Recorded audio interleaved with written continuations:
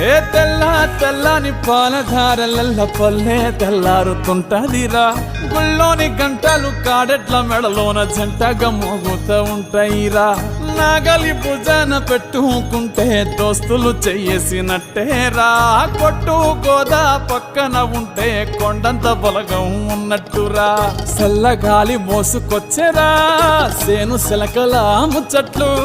దారి పొడుగు చెట్ల కొమ్మలా రాలుతున్న పూల సప్పట్లు. గట్టి మోపులు కాల్వ కట్టులు చెమట సుక్కల్లో తడిసిన ఈ మట్టి గంధాల ఊరు పల్లెటూరు దీని తీరే అమ్మ తీరు. కంగులోన దాసి పెట్టి కొడుకుకిచ్చే